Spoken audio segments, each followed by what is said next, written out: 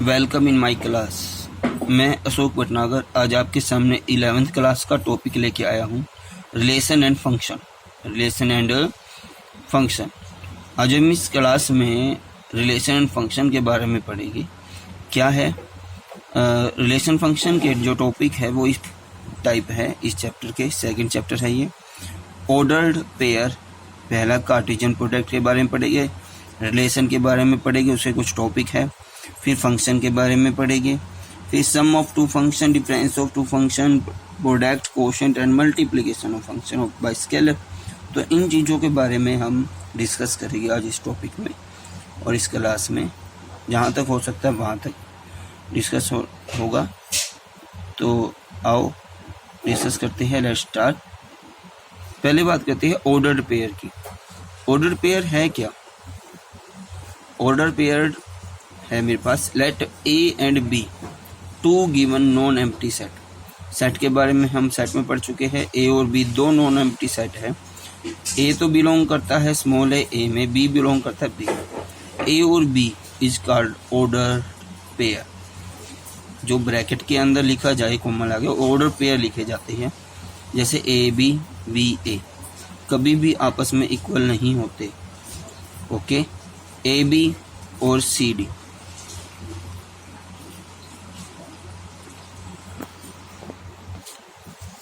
देखो इक्वल क्यों नहीं होते। अगर मैं यहाँ पे 2 से लेके 7 लूँ, ऑर्डर स्टेट है, और 7 से लेके 2 लूँ, देखो इसका ऑर्डर तो 2 से 7 है और इसका 7 से 2 है, तो ऑर्डर क्या हुआ?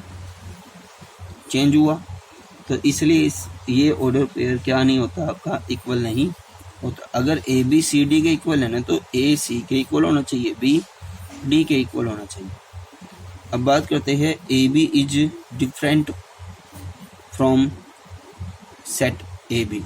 इन दोनों में फर्क क्या है?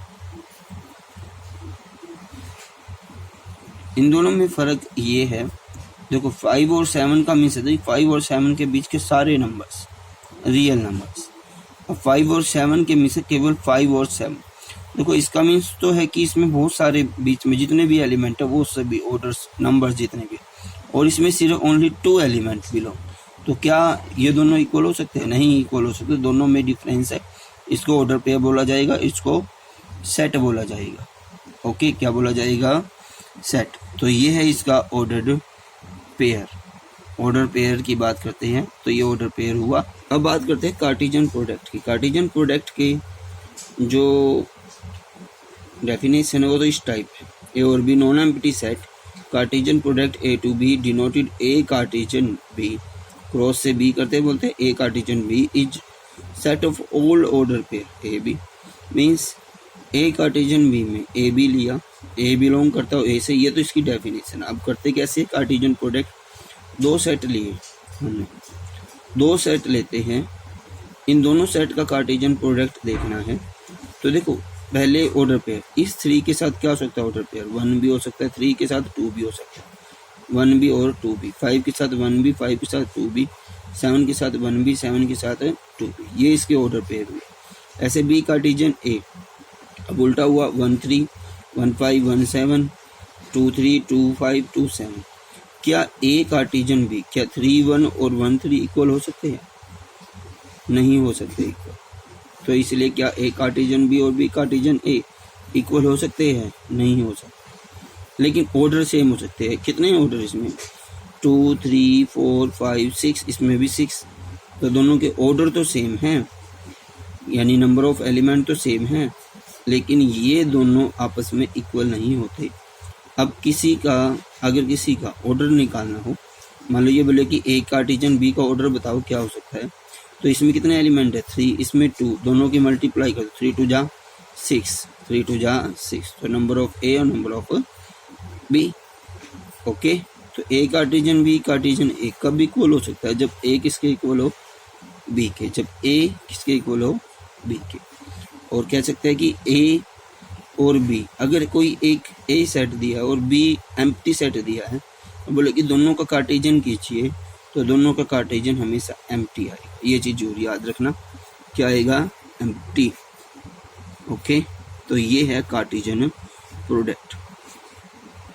कार्टेशियन प्रोडक्ट में ये कुछ रिजल्ट है जो आपको याद रखनी है। जैसे A cross B union C, तो हम इसको क्या लिख सकते हैं, A cross B union A cross C. ऐसे A cross B intersection C, A cross B intersection A cross C, A cross B minus C, तो A cross B minus A cross C. तो आपको ये तो पता लग गया होगा कि कार्टेशियन प्रोडक्ट कैसे निकालते हैं। जैसे कोई भी एलिमेंट दिया है और कोई भी बी दिया है, ओके, तो इन दोनों को अगर मैं बोलूँ कि कार्टेशियन निकाले तो कैसे बनाओगे कार्टेशियन, 1 के साथ 4, 1 के साथ 5, 2 के साथ 4, 2 के साथ 5, 3 के साथ 4 और 3 के साथ 5, तो ये कार्टेशियन प्रोडक्ट होता है। तो ये चीज़ याद रखना। इसके कुछ एलिमेंट हैं, अगर ए बी का सबसेट है, सी डी का सबसेट है, तो ए कार्टेशियन सी कंटेन करेगा बी कार्टेशियन डी में। तो ये कुछ रिजल्ट है जो आपको याद रखने हैं। ओके, पढ़ लेना, याद रखना। नॉन एम्प्टी सेट है, अगर दो नॉन एम्प्टी सेट है तो ए कार्टेशियन बी दिया, बी कार्टेशियन ए के इक्वल, तो इसका मतलब A cross A equal to B equal मिलेगा। ओके, तो ये कुछ रिजल्ट है, लिख लेना और माइंड में डाल लेना। अब है बात रिलेशन की। रिलेशन क्या होता है, हमेशा रिलेशन दो चीज़ों में डिफाइन होता है किसी भी चीज़ में।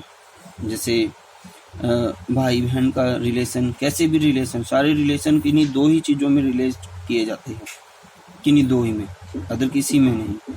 तो रिलेशन की पहले तो मैं डेफिनेशन पढ़ता हूँ। दो नॉन एम्प्टी सेट हैं, any subset A cross B is called a relation from set A to B. भाई ए का रिलेशन बी के साथ होना चाहिए, ए के एलिमेंटों का रिलेशन बी के एलिमेंटों के साथ रिलेशन। और हमेशा याद रखना, रिलेशन कार्टेशियन प्रोडक्ट में से उठाया जाता है। कहाँ से उठाया जाता है, कार्टेशियन प्रोडक्ट। ओके, कैसे, मान लो रिलेशन दिया कि एक आर सेट रिलेशन सेट बनाना है, भाई ए कोमा बी सच दैट, ऐसा होना चाहिए कि ए तो बिलोंग करना चाहिए ए से, बी बिलोंग करना चाहिए बी से, और ए और बी बिलोंग करना चाहिए ए कार्टेशियन बी से। कहाँ से बिलोंग करना चाहिए, ए कार्टेशियन बी से। ओके, तो ये होते हैं रिलेशन। अब ए कार्टेशियन बी के अंदर तो हमेशा याद रखना कि जितने भी रिलेशन होते हैं वो हमेशा कार्टेशियन प्रोडक्ट में से ही उठाए जाते हैं।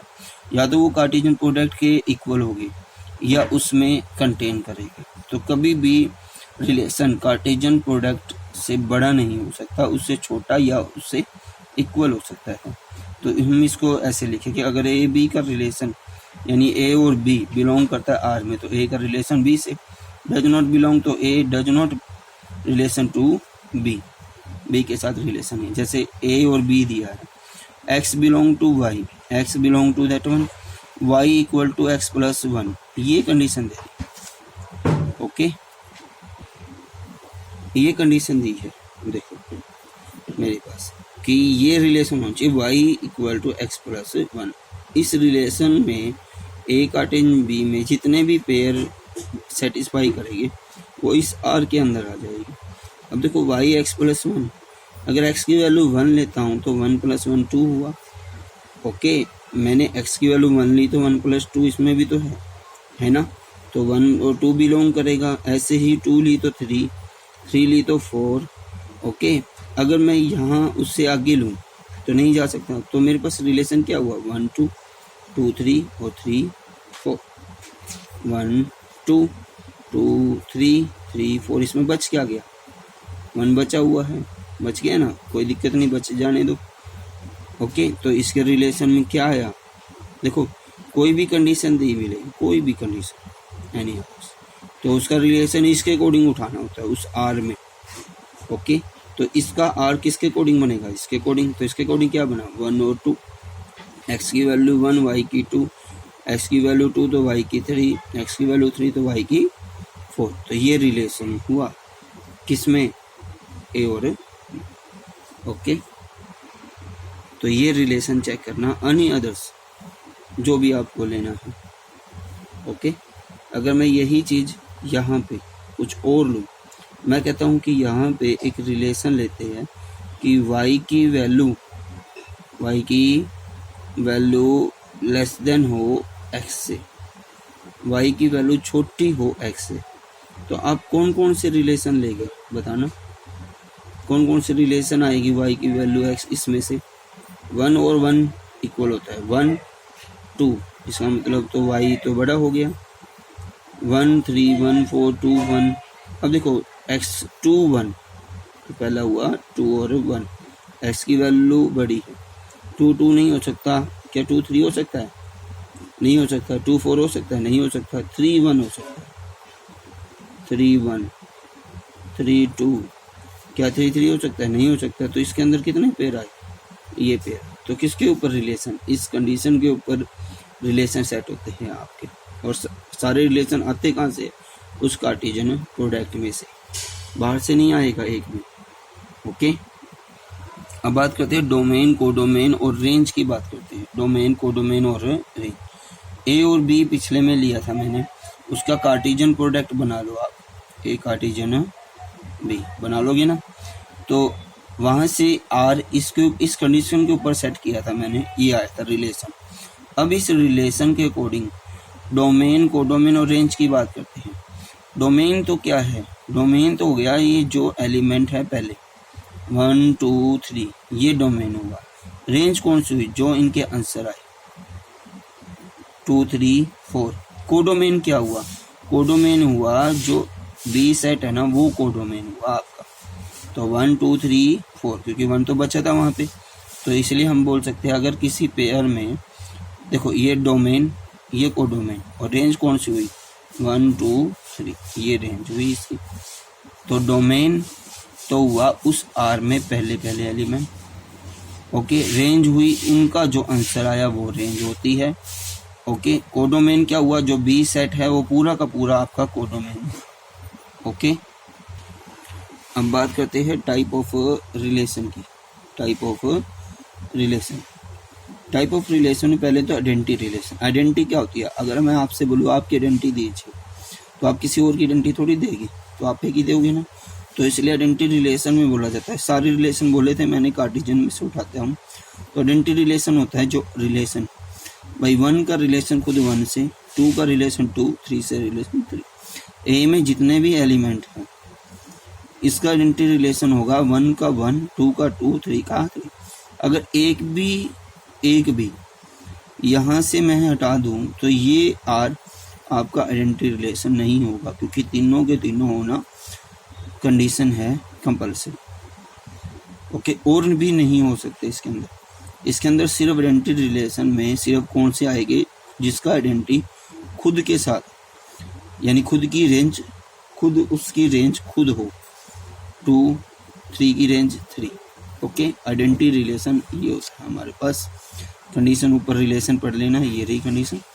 यूनिवर्सल रिलेशन सबको पता है, यूनिवर्सल सबसे बड़ी चीज़, यानी यूनिवर्सल कौन सा होता है, जो ए कार्टेशियन ए यूज करता है, वो सबसे बड़ा, ये सबसे बड़ा सेट होता है हमारे पास, ओके। कैसे, देखो कोई ए और बी दिया है, relation x belong to y belong x less than y, तो मैंने ए और बी के कार्टेशियन को स्टार्ट किया, x की वैल्यू लेस देन और इक्वल टू y, 1 3 1 4 2 3 2 4। इसका मतलब इस कंडीशन में तो क्या है, सारे के सारे एलिमेंट आ गए, तो इसको बोलते हैं यूनिवर्सल रिलेशन। तो इसमें आर आपका किसके इक्वल हुआ, खुद उस कार्टेशियन प्रोडक्ट के इक्वल हुआ, ओके। नेक्स्ट है छोटा सा है वॉइड और एम्प्टी रिलेशन, जिसमें एक भी एलिमेंट नहीं आते। जैसे मैंने इसी में ले लो, मैंने इसमें लिख दिया कि x की वैल्यू ग्रेटर देन हो y से, क्या किसी की वैल्यू y से ग्रेटर है, नहीं है ना, तो इसके अंदर एक भी एलिमेंट नहीं आएंगे, तो इसलिए इसको बोलते हैं एम्प्टी या रिलेशन, ओके। वॉइड या एम्प्टी रिलेशन, देखो जिसके अंदर कंडीशन ऐसी बने कि उन कार्टेशियन प्रोडक्ट में से एक भी एलिमेंट, यानी एक भी ऑर्डर पेयर ना उठाया जाए, तो उसको हम लिखेंगे एम्प्टी। तो इसको बोलेंगे एम्प्टी रिलेशन या वॉइड रिलेशन, ओके। 3 रिलेशन हुए यहाँ पे, आइडेंटिटी रिलेशन, यूनिवर्सल रिलेशन और वॉइड रिलेशन। थोड़ा ध्यान से करना, इनवर्स रिलेशन बिल्कुल आसान होता है।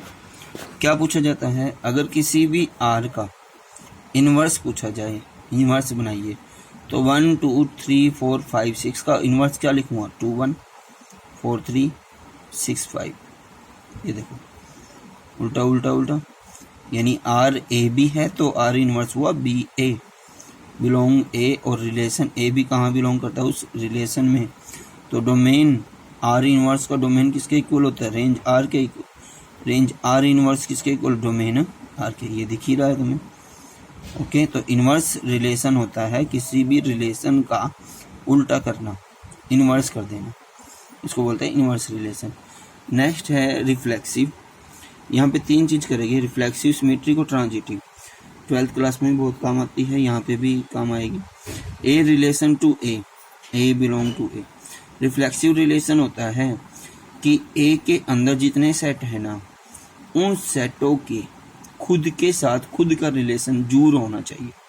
बाकी उसके अंदर चाहे कितने रिलेशन हो, मुझे उनसे कोई मतलब नहीं। जैसे ए में 3 एलिमेंट है तो तीनों का रिलेशन खुद के साथ जरूर होना चाहिए। मैंने यहाँ पे 4 रिलेशन लिए हैं अपने टाइप से, तो क्या लिया है देखो, 1 1 2 2 3 3।